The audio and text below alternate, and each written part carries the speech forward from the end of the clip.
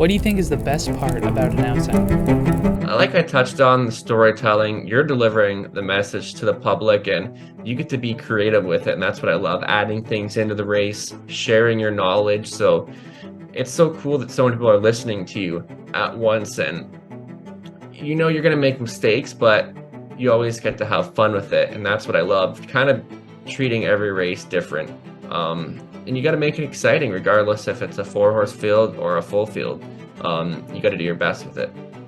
I think the best part of announcing is you get to see every race from the best perspective. And after the race program, you actually take that wealth of information home with you and you get to recall it again in the future.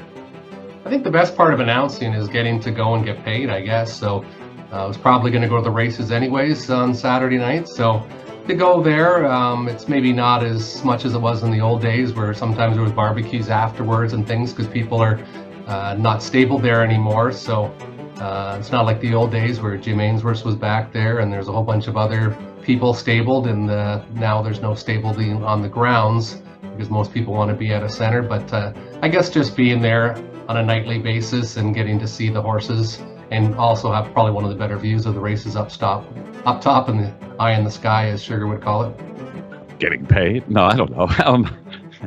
It's hard to say. I mean, it's a good job. It's a lot of people go to work every day doing something that they hate to do. When you go to work announcing races, you don't hate the thought of doing your job. And I don't think anybody becomes an announcer that doesn't enjoy speaking. It's not the introvert's job. I enjoy, especially at Kawartha, because we're a very interactive track. I'm up, 40 or 50 feet above everybody, but you can interact with the patrons. And I always get a kick out of, if I see kids down below and they're looking up, where's that voice coming from? And they see me, I'll wave to them. And quite often I'll motion the kids to grab their parents and come on up to the booth and kind of see what happens from a bird's eye view. And that's one of my favorite parts, is interacting with the people and try and enhance their experience just a little bit more. Best part about announcing, I've heard a lot of other people say this that call races, you get paid to watch the races. It's a cyclical game in the sense that the winter is it's not sensational racing, it's not stakes horses, it's not the star power that you see, but it's the regenesis. In the spring you start to see the good horses come back from winter vacations. You shortly thereafter get to see the babies come out and launch into their racing careers. So it's that time of year. That's the fun time of year for me, and then it carries on throughout the summer and into the fall. When the stakes get going full blast, and it's wall-to-wall stakes, whether it be at my track or at the Meadowlands or other tracks. We as fans enjoy all the star power that we get to see all year. The best part, I like the challenge.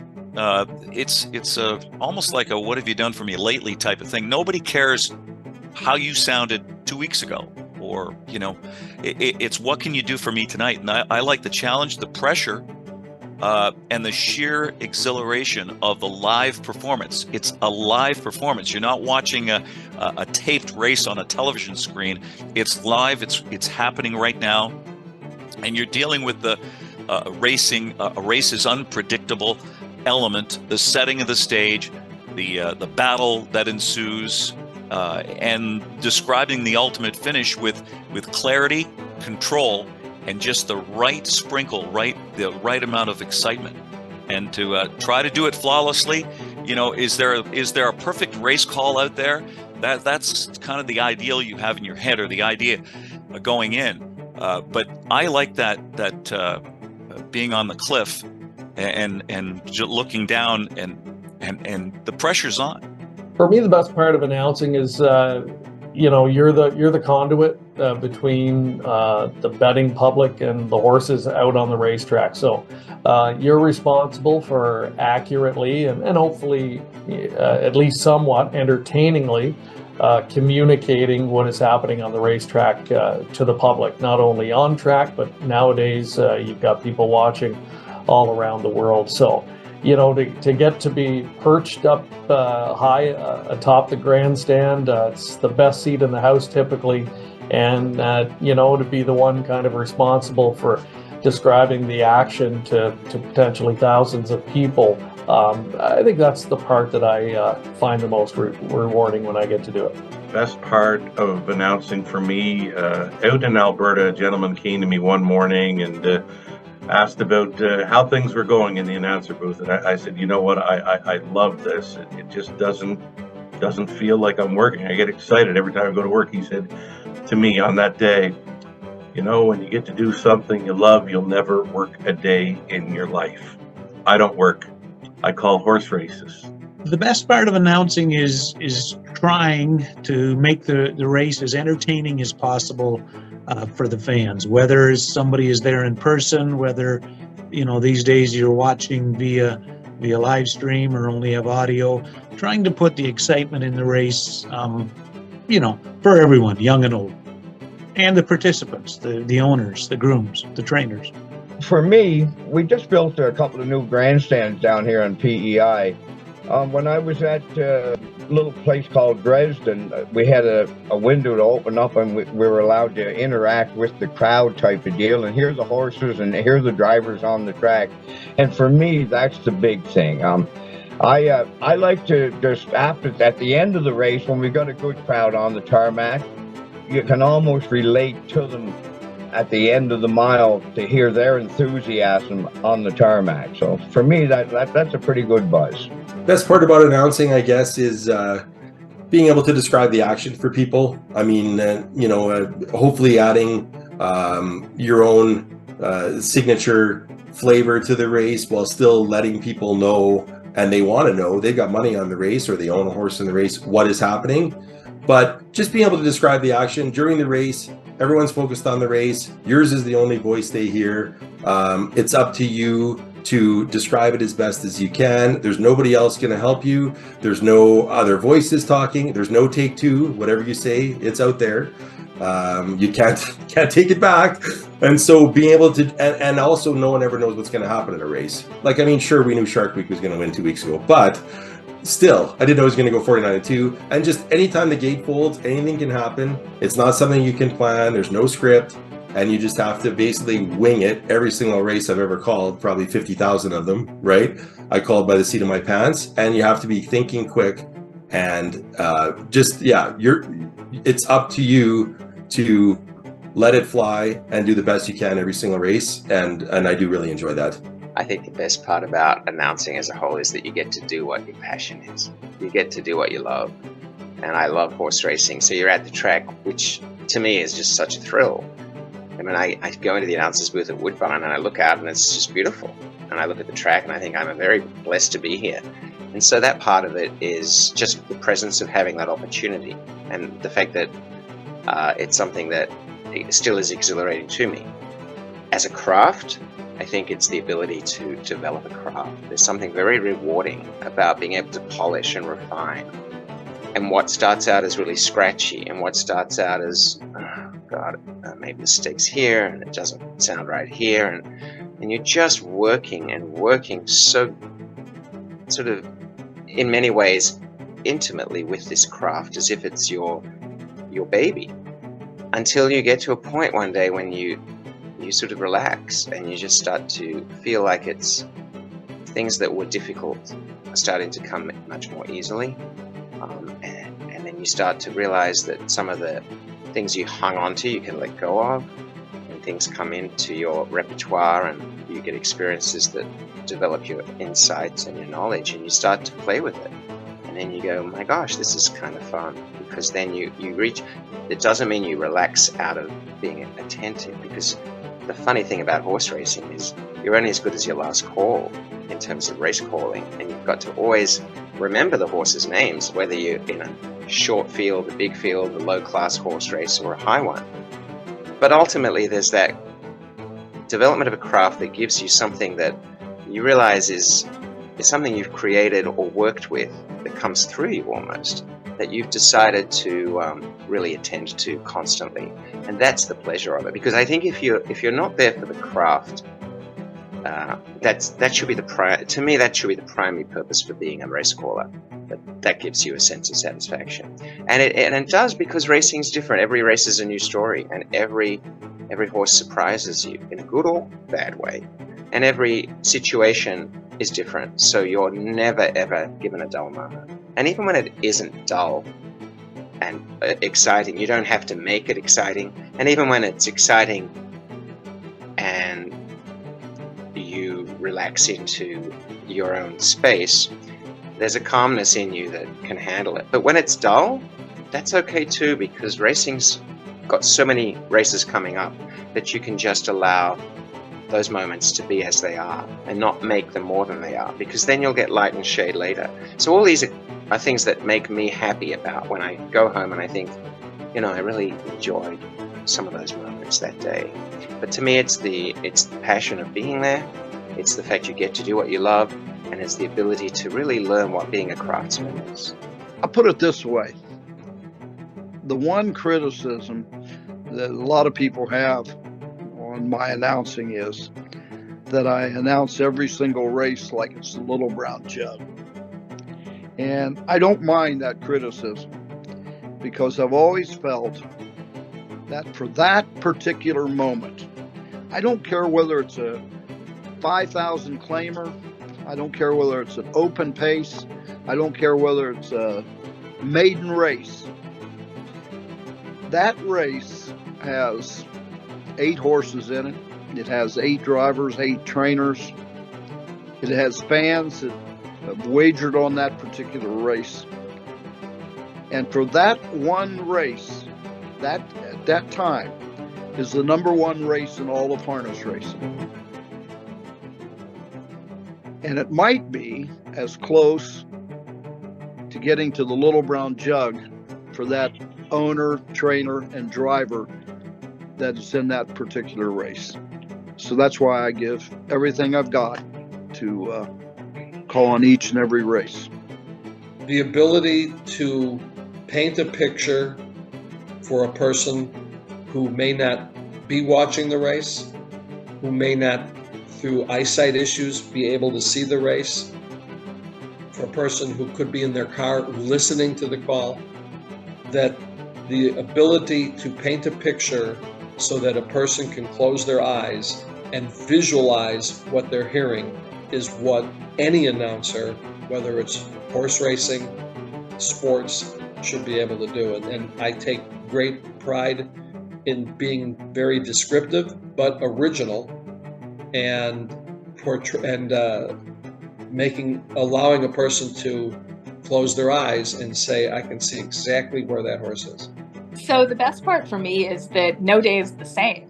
You get kind of, depending on how many races you have, mostly at Parx we have 10 races, so I have 10 chances every day to tell an entirely new story, and you never know what's going to happen. That's mostly good, sometimes it isn't, but you get to be a part of the stories of these horses and these people, and that's a huge honor. I would say the nightly challenge and the people you meet, and as the years went on and television and broadcasting got more sophisticated, more and more young people came in. And as the years were piling up to me, now in my late 60s, I got to work with younger and younger people who were dragging me kicking and screaming into this new digital era. Example number 1 would be right before you at this moment, doing Zoom calls. So this is technology that in the 70s, 80s, and 90s, and early 2000s, in my prime, I never could have dreamed of, but it's opened up a whole new world of communication, and it's really, really great. I really enjoy the people.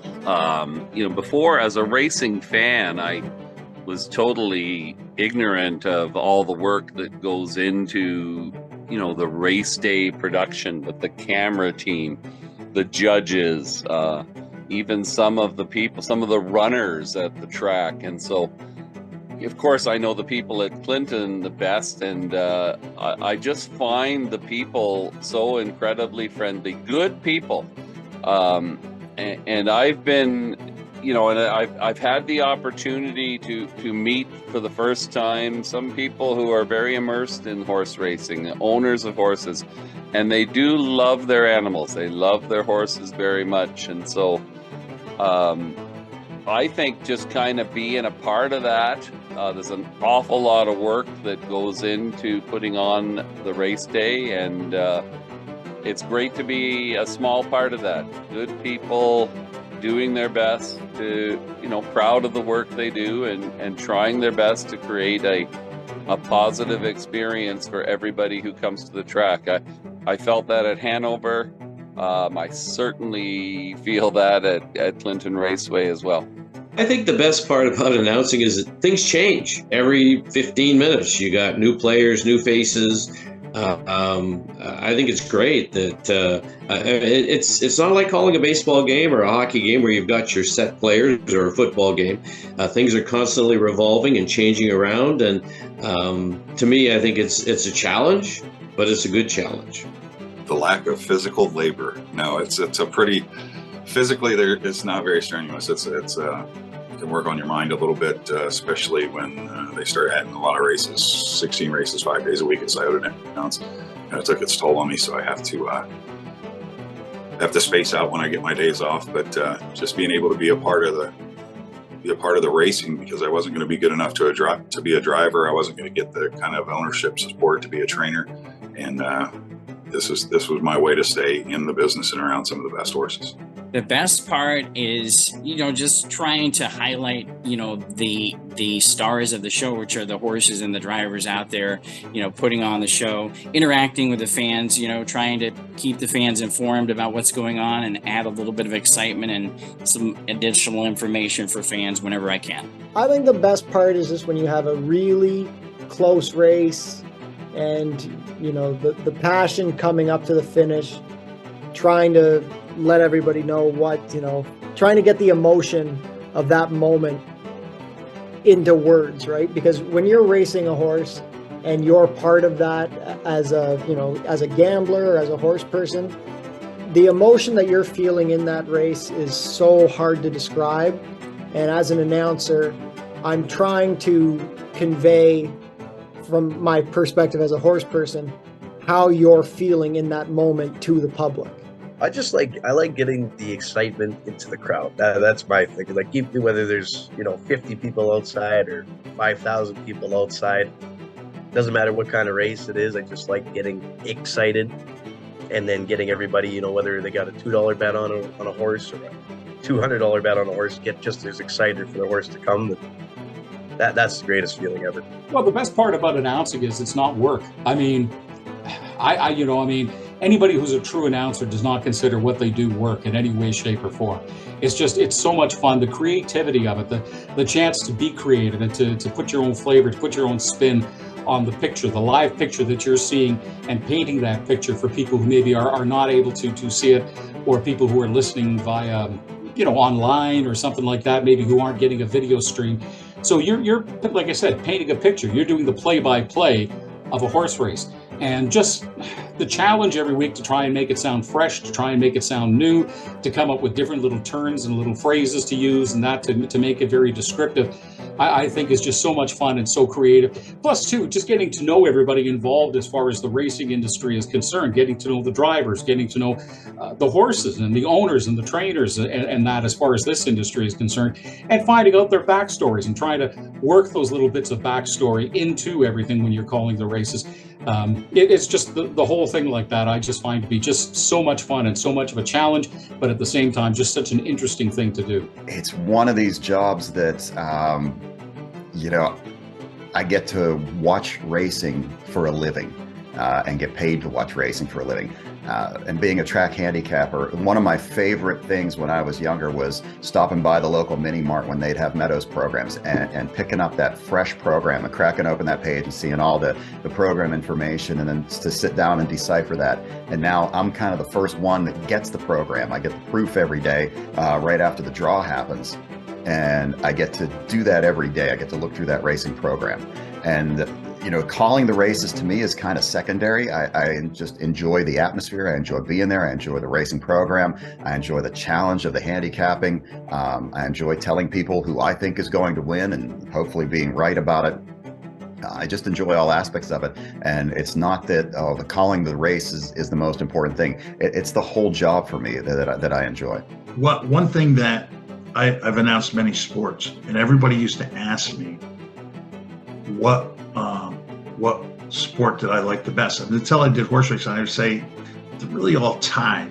But when I started doing harness racing, just the excitement and the thrill and how hard it is, unless you're in that booth, and that it's just every race is a new race, and it's so thrilling, and it's just so fun to do it.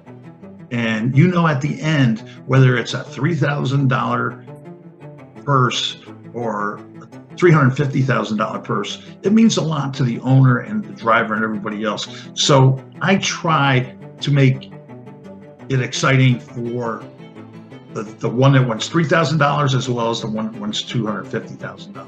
That happens sometimes it don't, but I always try. Like, I don't say, I'm going to call this one better because it's a bigger race. I try to make every race the same, and just the excitement. You just when you start, you have no idea. You have at least when you do a basketball game, one of two are going to win. In a horse race, it could be one of 9, and you can guess, but you never know. And I think just that thrill of once they're headed to that finish line, and you say they're in deep stretch, and this one's fighting this one. It's just thrill. It goes all the way. I've never lost that, where it's just always so thrilling. And I've announced over 5,500 races, but that thrill of them getting to the finish line, whether it's a close finish or some horses just blowing everybody away, it's still something special every time. Well, I've had a few careers in my lifetime. I've done some pretty exciting things. One of the things that I really love is sales and business development. There's a high that you get when you close a big deal. And it's the same way when you're calling a horse race. When they're at the head of the stretch and they're coming down and you crescendo to that excitement of the race coming to a finish, there's nothing like getting to that finish and being at that high of calling the finish and then watching them gallop out. That's the best part of calling a race for me. The best part about announcing is what we just talked about, having every race be different. Anything can happen. The favorite breaks, or even if you're talking thoroughbred tracks, the favorite stumbles. Anything can happen. You don't know what's going to happen. You don't know how the horse is thinking that day. Horses have off days. So just having anything where anything can happen. Every race is different. You get here at Northfield, we get 15 to 16 a night. So it's a long night, but a lot of them, things that are different happen in every race. They're not just complete lineups, and the racing is fun. You get 3 wide horses, you get horses that sit the pocket and win, and it's just different every race. So for me, that's the best part, is getting a different story every 2 minutes. The best part about announcing for me is, frankly, I don't know what else I would do to make a living. I have had this conversation with some of my fellow announcers. I grew up in a town where, in my hometown in Illinois, there are a lot of people that are skilled craftsmen, whether they are skilled with woodworking, whether they are skilled with building a home, whether they are skilled as electricians or plumbers or mechanics. I can't do any of that. A friend of mine has a running joke that if I've got a light bulb burned out, I need to call a handyman to come and change it for me. So the first thing that comes to my mind is, I do not know what else I would do with my life if I weren't a track announcer. Beyond that, when you enjoy the job, and specifically when you enjoy the sport in which you work, so in this context for this discussion, whether it's harness racing or thoroughbred racing, as a fan of the sport, as someone who genuinely finds it interesting, why did this horse win last week but not this week? Why did this horse win last spring but by the fall he doesn't seem as sharp? Why does a horse like a half-mile track better than a mile track, or vice versa? Why does this thoroughbred want to run 6 furlongs but not 7? These are all things that I find incredibly fascinating about horse racing in general. So when that's the case, and frankly, when the job challenges you, it challenges your mind, it challenges your skills every day. That's what I enjoy also about it. Not just the fact I don't know what else I would do, but the fact I enjoy what I'm doing, and it's a challenge to me. If I ever walked into Keeneland, or if I ever walked into the booth at DuQuoin or wherever it might be, the day I ever walk in and think, yeah, I've got this figured out, I've got this aced, I'm flawless, that's the day for me to stop. Because I know I'm not flawless, and I know I'm far from perfect. And while I get frustrated with myself sometimes, because every day there are race calls you wish you had back. In my case, I'll think, oh man, I missed the winner making these moves. Oh, I wish I could go back and call that race over. Because I would try to pick that horse up a lot sooner in the stretch. That kind of thing. There's always something like that at the end of the day that gnaws at you. But you know what? It's what keeps the job interesting. It's the fact that you know you're not perfect, you know it's a challenge, and you know the next day is going to bring a whole new set of challenges. That, to me, is what keeps it interesting. I think it kind of goes back to what I said earlier about the fact that a lot of times there's moments or events in history that someone's voice is linked to. You know, it's synonymous when you think about, you go back to, whether it's, Joe Carter's home run to win the World Series, or the golden goal, Sidney Crosby scoring at the 2010 Olympics, and Chris Cuthbert's call. Those are moments that once they happen, they're going to stand the test of time.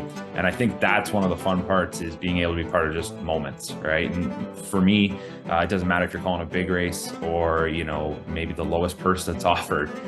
It could be a big moment to somebody else. So it's nice to have that opportunity to give that moment the feel that it probably deserves. Don't want to take away from it by any means. That's one thing I really try to do, is just call the race, show that I'm excited, show that I have enthusiasm, but it's about the race. And so I just want to be able to kind of be the person that sort of delivers the script to that important moment.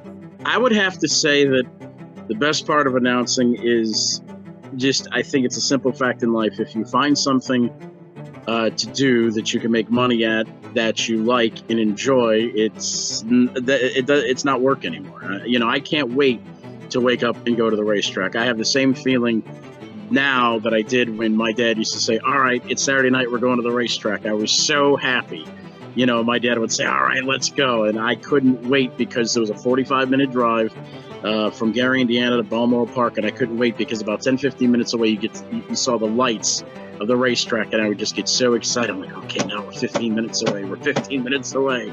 Dad, can't you drive any faster? What's taking you so long? The gas pedal's on the right, But I have that same feeling when I wake up and go there. It's not a job. It's a passion. It's something I have fun at. It's something I enjoy doing. And, if you can do that, if you could find something like that to do, then, you're going to live a very happy life. Making emotional connections with fans.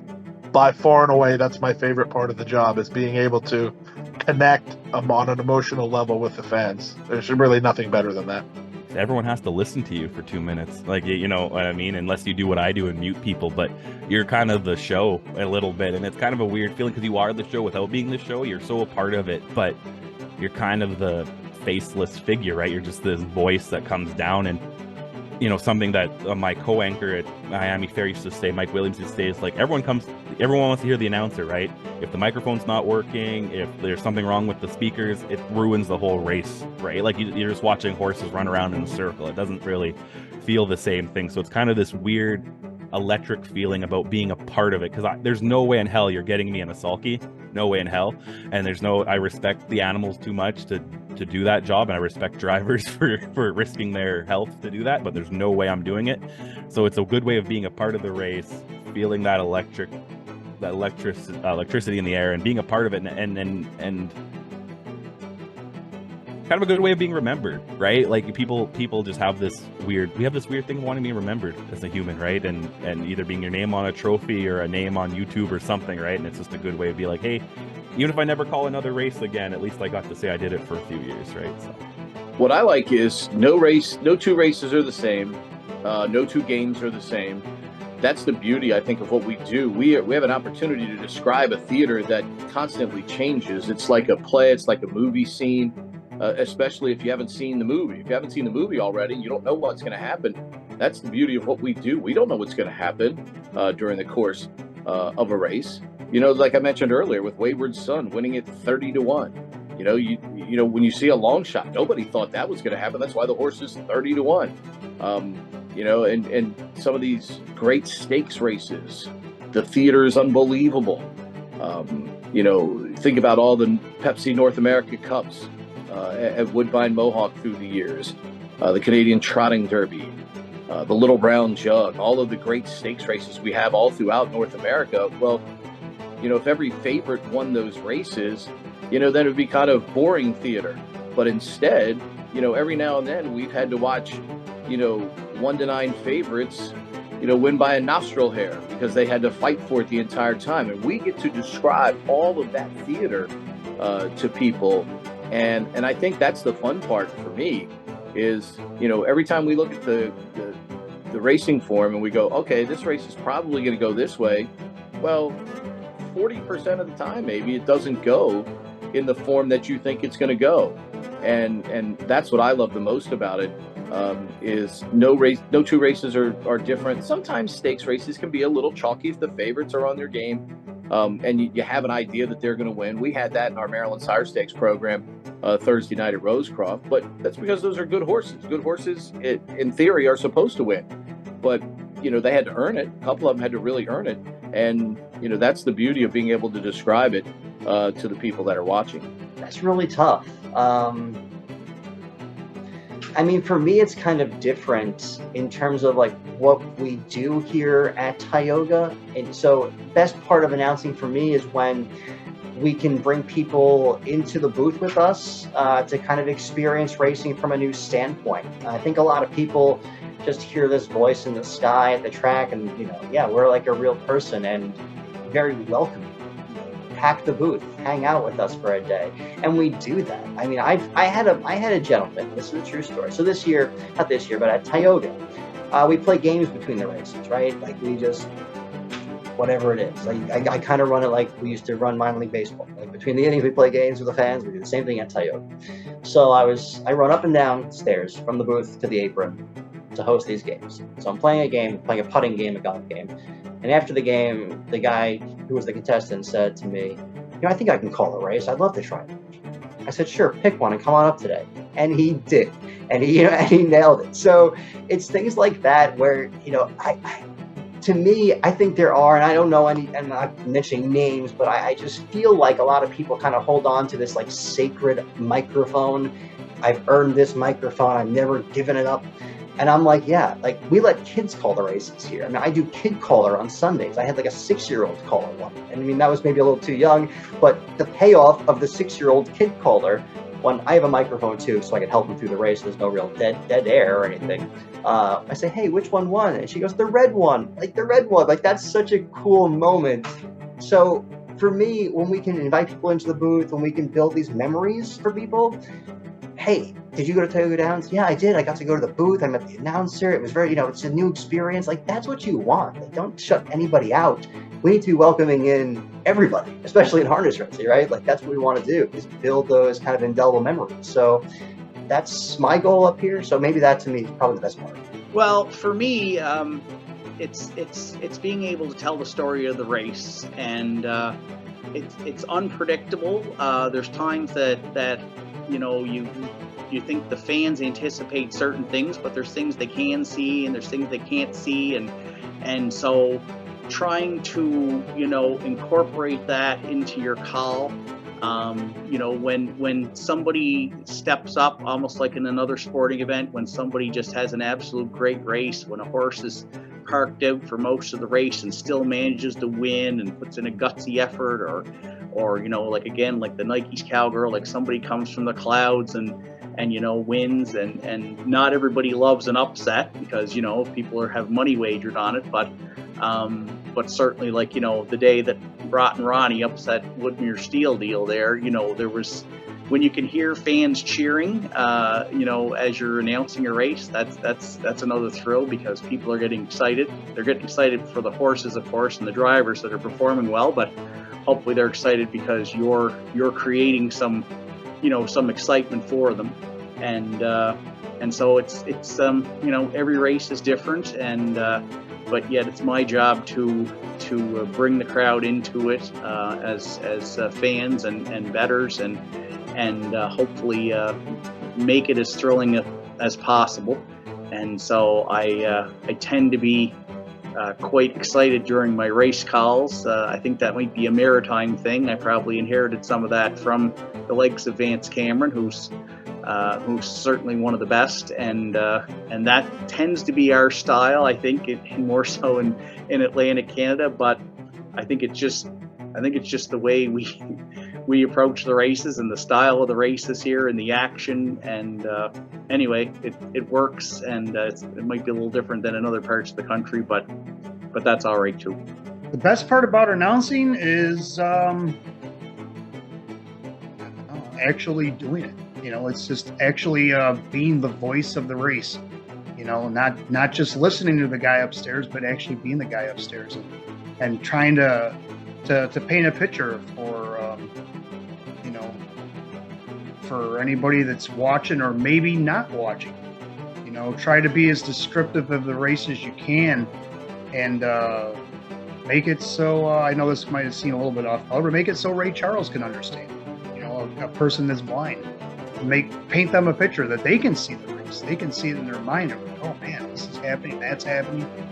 I try to give out descriptions, like if a horse is coming down the stretch wearing a certain color race hood, I'll announce that. I'll just throw little key tidbits in there so you can kind of picture it. And like, say if you're in a barn area, you're taking a horse back from the paddock, you're a groom, and you're back in the barn area, but you're listening. You're getting a pretty good. Hopefully I'm giving you a good enough call that you can almost close your eyes and, man, I can almost picture this race as I'm watching it over the fence. That's kind of why the way I try to do it. Well, as I said, I was always a racetrack guy. I grew up going to thoroughbreds all the time. I grew up just outside of Lexington, so I was Keeneland throughout my childhood. Probably way too much, most would say, but that sort of intrigued me in the sport. But I was always really interested in the wagering side. And we had, my father bred a few horses, and some family friends have bred horses. So, the wagering, the breeding, that sort of always interested me. I never really envisioned a career at the racetrack. But when I was in college at the University of Kentucky, I moved right across from the Red Mile. I had never seen a harness race, but at some point, a buddy said, you want to go bet the horses at the Red Mile? And I said, I didn't even know they raced there. And he said, yes. They have Parx behind them, but you can still bet. And that sort of intrigued me. So I went, and that was literally from my front door when I was in college. I was approximately 20 steps away from being on the grounds of the Red Mile, which is a little dangerous if you're wired like I am. So, I was in college at UK. I sort of, I guess you could say, majored at Red Mile and minored at Keeneland. So just, the more entrenched I got in the business, as I said, I started as a teller and sort of worked in the money room, did some other things at the Red Mile. And at some point that opportunity came up from Kevin to go up and do some, substitute announcing just on a very limited basis. And so that's sort of what got me into it. And when I did it, and again was horrific, but it did start to kind of like make me interested in it, and to learn how to do it and kind of respect the position. And that's sort of probably what got me into it. I spent probably, the first 5 years just doing the boutique summer meet in Lexington. We'd race anywhere from 24 days. I think they were near the end before historical racing. We may have got down to even 12, 15, 18 days. So never called a lot a year. I would go fill in on occasion, do some fairs, fill in. But, I've never really called, say, more than 30 days a year for the first 5 or 6 years that I did it, which that's, not really enough to improve to any great degree. You really need, as my mentor and good friend Sam McKee, who we lost way too soon in 2016, said, you need some seat time, you need some experience, some practice, and that came about my first job on the road, I guess you could say, to any degree where I was calling a lot, was at Buffalo Raceway in 2012. So I went there the first week of the year in 2012. I did 6 months there. Then I went back and did the Red Miles. I always did. I did the same thing in 2013. But there were a lot of race dates in Buffalo. I don't remember exactly how many at that point. We were racing 3 or 4 days a week, every week, 13, 14 races a night. So it did give me a lot of seat time and allowed me to probably, hone the craft a little bit, I guess you could say. So in 2013, I did Buffalo. I came back for Red Mile that summer into the fall. And then 2013 was the first fall that I went to South Florida and started at Pompano. And that started a 9-year run at Pompano each winter and into the spring until we closed there in April of last year. I would say, kind of along those same lines, is when something memorable happens, you become the soundtrack to that moment. You know, you think back to some of the race calls that Chick Anderson had. You know, Secretariat, he is moving like a tremendous machine. Tom Durkin in the Breeders' Cup, you know, the 2 Derby winners hit the wire together, Ferdinand and Ali Sheba. You know, and I think that horse racing is a sport, again, both a thoroughbred and standardbred, that has such a rich history. When a moment like that happens, you know, and you get to be a part of that. And, you know, as I say, you know, when Bulldog Hanover goes 146-3, and people look back on that at Hoosier Park, it's my call they're going to hear. And that, to me, is just something that's very special. You know, and even of a more recent vintage, when Confederate won, I said, "Isn't he magnificent?" at the end of his victory, and TVG actually quoted that when they posted the race on Twitter that weekend, and I just thought, wow, you know, that kind of is really great, because you know, I it's the idea of having to match the moment, and when you're able to do that, it really is something that makes you feel really good. Honestly, I love getting the crowd involved. We have a really nice on-track crowd, which is probably rare considering these other tracks that are out there. But our followers here in Michigan, they show up to the racetrack, especially on Friday night. We get college students, we get families. You know, you get your average gambler and handicapper as well. But we have such a nice following here of such a diverse group of people. But I love the families when they get excited. The kids get excited. And then we had a guy last night out on the apron that every race that was going off, when I started to announce it, he'd get excited and start screaming, and he'd call out his horse, you know, whoever it was that he wanted to win. And, you know, I can hear that from the booth, so it's kind of cool.